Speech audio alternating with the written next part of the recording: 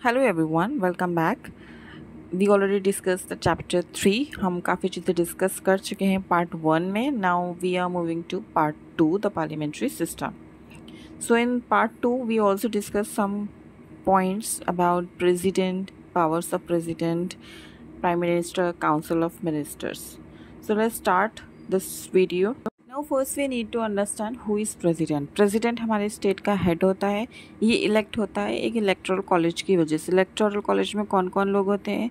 जो elected members होते हैं लोकसभा और राज्यसभा में, वो लोग इलेक्ट करते हैं प्रेसिडेंट को।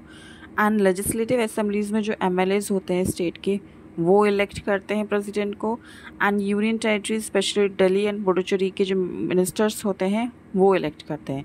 तो ये पूरा कंबाइन एक इलेक्टोरल कॉलेज हो जाता है। ये इलेक्ट करते हैं मिलके प्रेसिडेंट को। नाउ प्रेसिडेंट जो इलेक्ट होता है वो 5 ईयर्स के लिए होता है। 5 ईयर्स में जो उनको सैलरी दी जाती है वो 5 लाख पर मंथ होता है। साइड बाय साइड उनको अलाउंसेस भी दिए जाते हैं जो कि उनके टर्म के साथ रिड्यूस नहीं होते। 5 साल तक उनकी फिक्स्ड 5 लाख सैलरी होती है और अलाउंसेस भी होते हैं। एलिजिबिलिटी की बात की जाए तो of course he should be citizen of India and age 35 years से अबव होनी चाहिए। एंड एज पर कंडीशन कोई भी गवर्नमेंट ऑफिस या गवर्नमेंट जॉब, चाहे सेंट्रल हो या स्टेट हो या लोकल हो, उनके पास नहीं होनी चाहिए। सो ये एलिजिबिलिटी है प्रेसिडेंट की। Now we are moving to the powers of the president. President के पास पावर्स होती हैं, तो वो क्या होती हैं? Let's see. So these are the powers of president: legislative, executive, judicial, financial, diplomatic, emergency and military. So एक एक करके इन पावर्स को देख लेते हैं क्या पावर्स हैं प्रेसिडेंट की। First we are discussing legislative powers. Legislative powers basically parliament से रिलेटेड होती हैं। प्रेसिडेंट या तो ऑर्डर दे सकता है या सस्पेंड कर सकता है पार्लियामेंट के सेशन को, और वो लोकसभा के टर्म को डिसॉल्व भी कर सकता है, एक्सटेंड भी कर सकता है। अगर जनरल इलेक्शंस के बाद जो जॉइंट सिटिंग होती है जिसमें दोनों राज्यसभा एंड लोकसभा दोनों हाउसेस को प्रेजेंट होना होता है, वो एड्रेस कर सकते हैं दोनों हाउस को या फिर एक हाउस को। एड्रेस मीन्स कुछ पूछना हो या फिर कुछ बताना हो, so he can also have the power. और वो इशू कर सकते हैं ऑर्डिनेंसेस। ऑर्डिनेंसेस मीन्स कि वो अथॉरिटी में है और he can make any rule, तो वो कर सकते हैं प्रेसिडेंट। 6 मंथ्स के लिए वो इफ़ेक्टिव होता है। उसके बाद उसको दोबारा से असेंबली होती है उस रूल को लेके, उस लॉ को लेके, और 6 वीक्स के लिए उसको वैलिडेट कर दिया जाता है by the parliament. Next is judicial power. Judicial power related to law या कोर्ट कह सकते हैं आप। So president has the power कि वो किसी भी कैदी की जो सज़ा है उसको कम करा सकता है, और अगर किसी को फांसी की सज़ा हुई है तो वो उसको भी कैंसिल कर सकता है। Now moving to executive power. Executive power means president appoint करते हैं काफ़ी लोगों को जो हाई पोस्ट के लिए होते हैं। Leader of majority party, PM, governors of state, chief justice and other जजेस of supreme court and high court, chairman and member of UPSC. जो यूपीएससी का एग्ज़ाम होता है बहुत हाई लेवल का एग्ज़ाम होते हैं, सो उसका जो चेयरमैन है, उसके जो मेंबर हैं, वो प्रेसिडेंट ही अपॉइंट करते हैं। And attorney general. Attorney general means एक लॉयर होते हैं जो गवर्नमेंट को एडवाइस करते हैं कुछ चीज़ों को लेके, तो वो भी प्रेसिडेंट ही अपॉइंट करते हैं। नाउ यू टेल मी कि अटॉर्नी जनरल अभी राइट नाउ कौन है? Now financial power. Financial power means आप समझ गए, पैसे से रिलेटेड कुछ है, फाइनेंस से रिलेटेड है।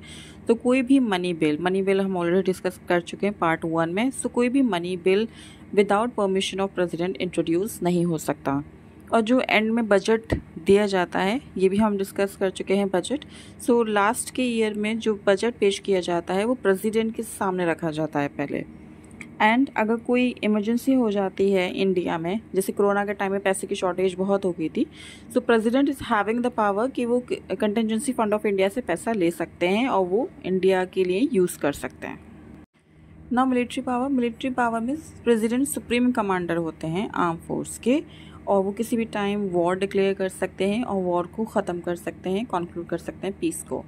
और उनको पावर होती है मिलिट्री पावर कि वो अपॉइंट कर सकते हैं चीफ ऑफ आर्मी को। Chief of army means navy के चीफ एंड एयरफोर्स के चीफ। वो प्रेसिडेंट के पास पावर है कि वो उनके चीफ को अपॉइंट कर सके। Next diplomatic power. Diplomatic power में प्रेसिडेंट रिप्रेजेंट करते हैं इंटरनेशनल फोरम्स को। इंटरनेशनल फोरम्स मीन्स कि इंटरनेशनली जो इन्वायरमेंट पे डिस्कशन होता है वो उसको प्रेसिडेंट करते हैं। वो इंडिया की तरफ से एम्बेसडर होते हैं, इंडिया को रिप्रेजेंट करते हैं।